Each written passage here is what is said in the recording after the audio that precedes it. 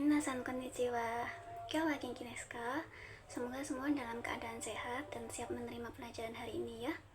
Yang lagi menghadapi ujian semoga dimudahkan, dan yang lagi sakit semoga cepat disembuhkan. Hari ini kalian bertemu lagi dengan saya, Riftia Sensei, dalam kelas Zero Sokyo Nihongo. Di sini kita akan melanjutkan materi yang minggu kemarin sudah kita pelajari. Kemarin kita sudah belajar ya tentang posisi, dan sekarang kita masih berada dalam tema yang sama, yaitu tentang menunjukkan tempat. Khususnya di pertemuan kali ini, kita akan mempelajari pola kalimat kuni kaisha wa nani nani desu. Setelah mengikuti pembelajaran ini, mahasiswa diharapkan bisa menyebutkan nama negara dalam bahasa Jepang, menanyakan dan menyampaikan asal negara seseorang, dan menanyakan serta menyampaikan nama perusahaan dengan menggunakan pola kalimat yang benar. Oke, karena saya lihat sudah banyak mahasiswa yang bergabung, mari kita mulai ya materi hari ini. Sebelum kita masuk ke materi, mari kita refreshing dulu tentang pelajaran kalian waktu SMA. Sekaligus juga sambil ngetes nih sejauh mana kemampuan kalian membaca katakana. Saya akan menunjukkan gambar-gambar negara. Ini coba kalian sebutkan nama negaranya apa dan bahasa Jepangnya apa ya. Untuk gambar yang pertama ini gambarnya apa? Nihon, Jepang. Selanjutnya Amerika, Amerika. Ya, berikutnya Indonesia, Indonesia. Kalau yang ini France, Prancis. Selanjutnya Deutsche, Jerman. Oke. Ada yang bertanya nih, Sensei, kenapa Jerman disebutnya Deutsche bukan misalnya Germany? Penjelasannya itu ya karena kita taunya Jerman dia dari bahasa Inggris kan, Germany istilahnya kalau bahasa Inggris. Tapi orang Jepang itu dia menggunakan nama asli negara tersebut, yaitu Deutsch, atau kalau dari bahasa Jepangnya jadi Deutsche. Sekarang karena kita sudah mereview beberapa istilah yang akan kita pakai, yaitu nama-nama negara, sekarang kita belajar ya, dalam bahasa Jepang itu negara disebut dengan kuni, atau depannya kalian tambahi o kuni, untuk menunjukkan kesopanan. Kanjinya seperti yang ada di layar ini. Kalau saya ingin memperkenalkan nama asal saya, misalnya saya ingin mengatakan negara saya Indonesia, maka saya bisa bilang dalam bahasa Jepang, watashi no kuni wa Indonesia desu. Watashi no kuni wa Indonesia desu. Watashi artinya saya, kuni artinya negara, Indonesia ya Indonesia. Kalau diterjemahkan, negara saya adalah Indonesia. Tentu saja ini subjeknya kita bisa rubah dengan nama orang lain, dan juga nama-nama negara itu juga bisa dirubah dengan nama negara lain. Misalnya saya ingin memperkenalkan, ada teman saya namanya Mirasan. Mirasan ini dia berasal dari Amerika. Maka kalimat yang digunakan adalah Mirasan no kuni wa Amerika desu. Sekarang coba perhatikan ilustrasi di PPT ini. Di sini ada gambar nama orang dan nama negara asal mereka. Mari kita coba berlatih memperkenalkan negara asal seseorang ya. Untuk gambar pertama ini minta tolong Uswasan Imaska. Silakan dicoba. Niresan no kuni wa Doitsu desu. Bagus sekali. Selanjutnya coba Alfia-san. Sakura-san no kuni wa Vietnam desu. Oke, bagus sekali pembacaannya. Selanjutnya Asia-san. Sua-san no kuni wa Chukoku desu. Bagus. Untuk Cina itu dia tidak menggunakan katakana ya, karena kanji yang dipakai oleh orang Jepang dalam tulisan mereka itu sebenarnya dia diserap dari karakter-karakter Cina. Jadi Cina sendiri pun juga punya nama negara sendiri dalam tulisan kanjinya orang Jepang. Karena sepertinya kalian sudah pada mengerti, mari kita lanjut ke buku Mina Nihongo ya. Sekarang tolong kalian buka halaman 26 di Renshube nomor 5. Kita coba kerjakan sama-sama ya. Oke. Di sini ada contoh cara mengerjakannya. Saat kita ingin menanyakan asal negara seseorang, kita menggunakan istilah dochira. Contohnya, Mira-san no okuni wa dochira desu ka? Kalau diterjemahkan ke bahasa Indonesia, di mana asal negara Mira? Cara jawabannya adalah seperti yang sudah kita pelajari tadi. Kita coba percakapan dua orang ya. Minta tolong Hayasan to Hafsasan. Minta tolong Hayasan yang bertanya dan Hafsasan yang menjawab ya, sesuai dengan ilustrasi di nomor 1. Coba ini ilustrasinya dilihat. Hai sensei, Santosu-san no oku ni wa dochira desu ka? Santosu-san no oku ni wa Brazil desu. Bagus sekali, seperti itu. Kita lanjutkan. Cantika-san, silakan bertanya. Kemudian Aurelo-san, silakan menjawab sesuai di ilustrasi yang nomor 2. Wanto-san no oku ni wa dochira desu ka? Wanto-san no oku ni wa Igirisu desu. Bagus sekali. Berikutnya Kia-san to Konsa-san. Kia-san silakan bertanya, Konsa-san silakan menjawab sesuai dengan ilustrasi di nomor 3. Sumito no kuni wa dojira desu ka? Sumito no kuni wa Doitsu desu. Bagus sekali. Terakhir Ayo-san dengan Hanum-san. Ayu silakan bertanya, Hanum-san silakan menjawab. Karina-san no oku ni wa dojira desu ka? Karina-san no oku ni wa Indonesia desu. Oke, bagus.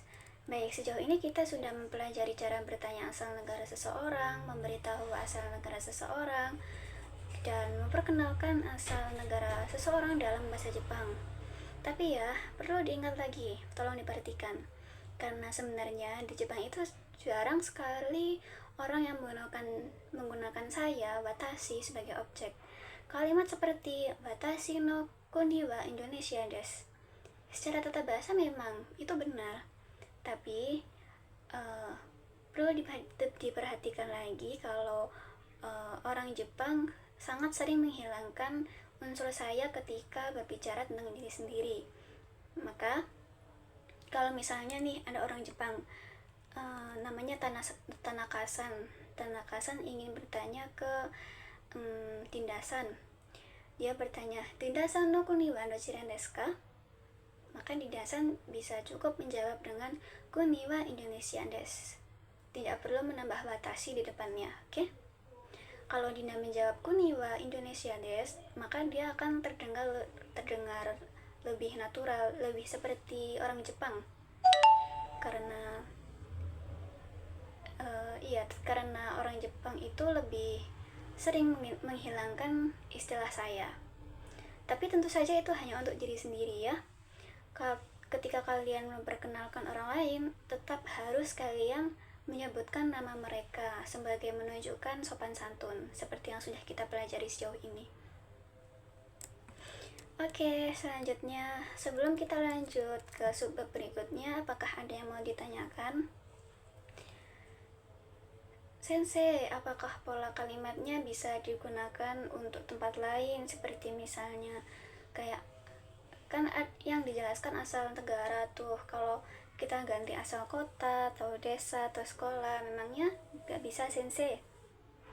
Bagus, baik Kaniasan, terima kasih atas pertanyaannya. Bagus sekali ya. Dan itu akan berhubungan dengan subbab pembahasan kita yang selanjutnya ini. Nah, kita sudah paham bersama-sama kalau dochira itu digunakan untuk menanyakan tempat.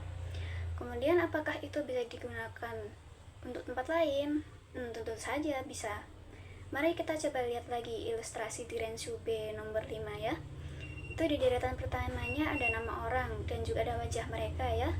Kemudian di deretan kedua ada nama negara. Kemudian di deretan ketiga ada nama-nama tempat.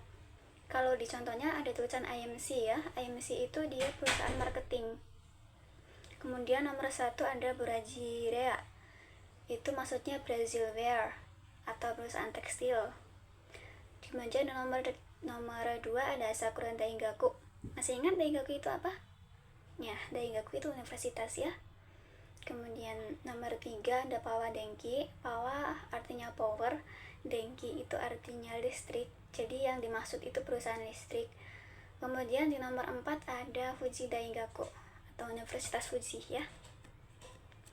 Ada perusahaan marketing, perusahaan tekstil, Universitas Sakura, perusahaan listrik, dan Universitas Fuji. Semuanya menggunakan pola pertanyaan dan pola jawaban yang sama. Jadi kalau itu nama tempat, maka dia bisa menggunakan pola ini. Kalau kalian bertanya atau menjelaskan di mana tempat kalian berafiliasi, bisa bertanya dengan menggunakan kata tanya dochira. Di sini coba kita pikir dulu deh. Misalnya saya tanya ke kalian kuliah di mana? Akan ada 2 jawaban, 2 kemungkinan jawaban. Yang satu bilang saya kuliah di Surabaya, atau lebih spesifik lagi, saya kuliah di Unair. Dua-duanya tentu saja benar, tidak ada yang salah. Tapi biasanya kalau kalian menjawab kuliah di Surabaya, orang lain pasti akan bertanya lebih spesifik kan, universitas mana? Di Surabaya kan ada Unair, ada Unesa, ITS, dan universitas-universitas lainnya. Sekarang di sini kita akan berlatih menjawab di mana perusahaan kita atau universitas kita berafiliasi. Kalau saya tanya minasan no daigaku wa dochira desu ka? Maka kalian menjawab Airuranga Daigaku desu. Bagus sekali. Sekarang kita berlatih lagi ya. Saya punya beberapa ilustrasi nama-nama tempat. Saya tanya ke kalian di mana kalian berafiliasi, kemudian kalian jawab seolah kalian bekerja atau bersekolah di tempat tersebut. Oke? Kita coba dulu di gambar pertama. Rafilasan. Coba, Rafilasan no kaisha wa dochira desu ka? Yamaha no kaisha desu. Bagus sekali. Selanjutnya Rahmasan imasu ka? Hai.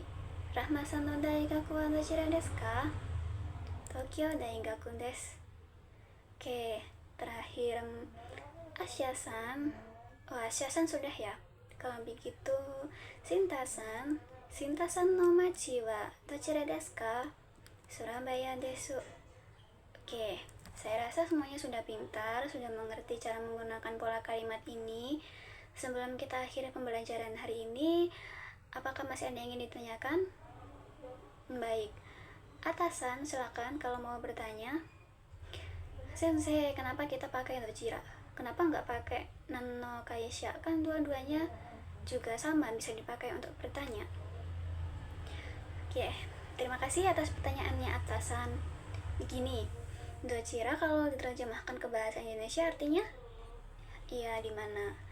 Kalau nano atau nanyo diterjemahkan ke Indonesia artinya apa?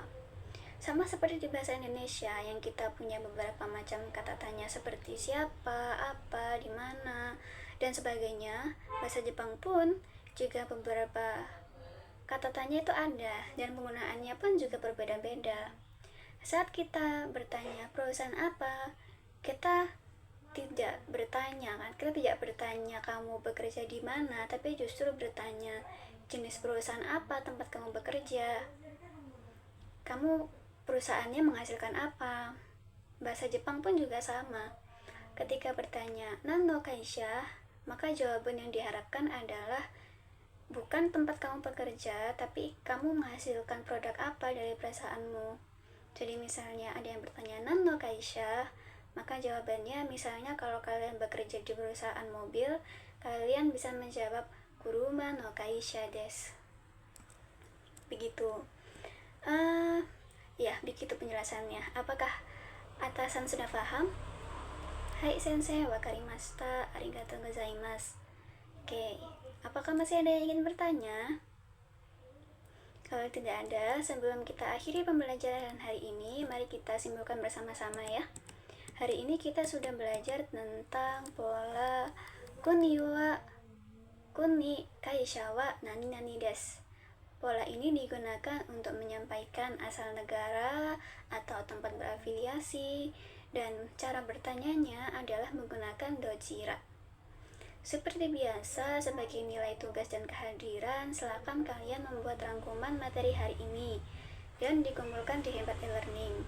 Rangkumannya bebas, mau tulis tangan atau diketik, yang penting bisa digunakan untuk kalian review lagi tentang materi yang sudah kalian dapatkan. Deadline-nya sampai sebelum pertemuan berikutnya. Terus juga, oke. Terima kasih atas perhatian dan keaktifan kalian di kelas hari ini. Semoga bisa dimengerti dan bermanfaat untuk kalian.